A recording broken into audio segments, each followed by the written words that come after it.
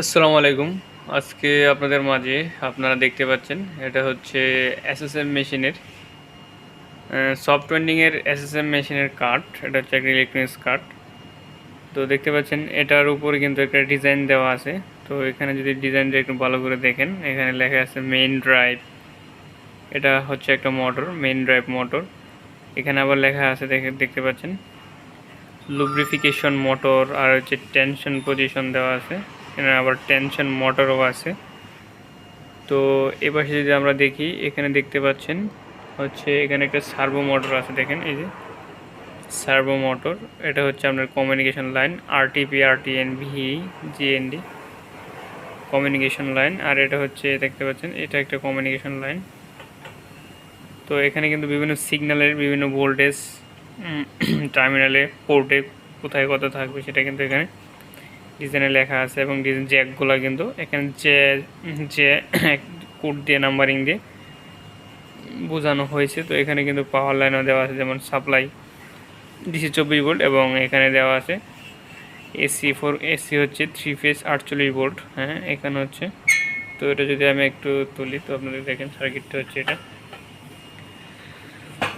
তো এখানে দেখতে পাচ্ছেন এই সার্কিটটা এখানে কত সুন্দরভাবে ডিজাইন করা, এবং কম্পোনেন্টগুলো কত ভালোভাবে সাজানো আছে। এবং কার্ডটা যখন দেখবেন, অনেকে আছে প্রথম দেখলে একটু অবাক হবেন, কারণ হচ্ছে দেখা যাচ্ছে অনেকগুলো পার্টস। তো কোনটা সমস্যা হয়েছে কীভাবে বের করবেন সেটা হচ্ছে টাফ হয়ে যাবে। পার্টস দেখেই অনেকেই ভয় পেয়ে যায়। তো এখানে আসলে ভয় পাওয়ার কিছু নেই, কারণ হচ্ছে এটাও রিপেয়ারেবল। কারণ এখানে আপনারা দেখতে পাচ্ছেন এটাতে যেহেতু মোটর চলে, এখানে কি আছে তাহলে দেখতে পাচ্ছেন এখানে 1 2 3 4 5 6 7 8 9 10 11 12 13 14 15 16টা মসফেট আছে। কিন্তু এই মসফেটকে চালানোর জন্য কিন্তু আমার একটা ড্রাইভার আইসি আছে। সেখানে এখানে দেখতে পাচ্ছেন একটা দিয়ে মনে হয় আপনার হচ্ছে দুইটা মসফেটকে চালায় ড্রাইভ করে। তো 1 2 3 4 5 6 7। তো এখানে দেখতে পাচ্ছেন 7টা ড্রাইভার আইসি আছে। তো এখানে একটা জিনিস লক্ষ্য করেন, জুম করে যদি দেখাই তো দেখেন এই আইসিগুলো কিন্তু আপনার হচ্ছে মোছা, এখানে কিন্তু নাম্বার নাই। তাহলে এই আইসিটা কীভাবে খুঁজে পাবেন সেটা একটা প্রশ্ন, সেটা বলছি। কিন্তু আপনার হচ্ছে এই আইসিগুলো মোছার কারণ হচ্ছে তারা যেহেতু এটা একটা বিজনেস, যেহেতু ইলেকট্রনিক্সের আমরা জানি যে ইলেকট্রনিক্সের ডিজাইন আসলে কোনো কোম্পানি সহজে দেয় না। কারণ হচ্ছে ডিজাইন দিলে আপনি কপি করতে পারবেন, আর এটা যদি তারা হচ্ছে এটা নাম্বারিং যদি দেওয়া দেয় তাহলে আপনার রিপেয়ারিং করতে পারবেন। সেক্ষেত্রে তাদের লস হবে, তাদের যে উৎপাদন হয়েছে বা তারা যে এটা তৈরি করছে সে পরিমাণ সেল হবে না। এটা হয়তো তাদের একটা বিজনেসের পলিসির কারণে হচ্ছে আপনার এই আইসি নাম্বারগুলো মুছে ফেলতে পারে। তো দেখতে পাচ্ছেন সবগুলো মুছে দেওয়া।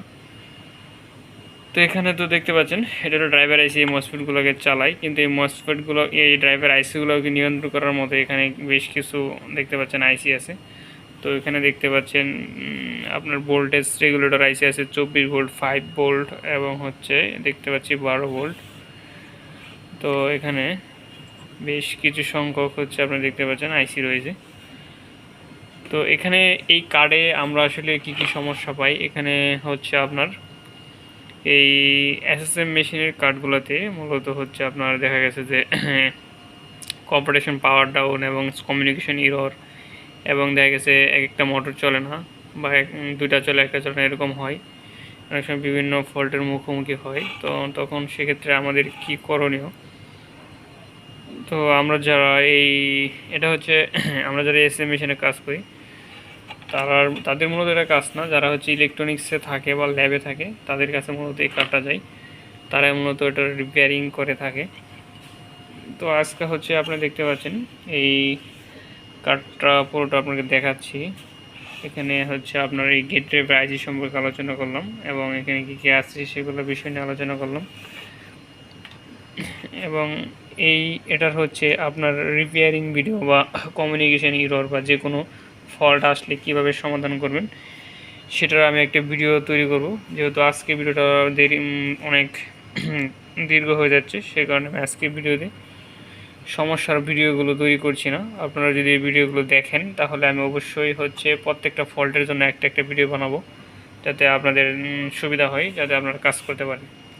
ধন্যবাদ সকলকে সম্পূর্ণ ভিডিও দেখার জন্য।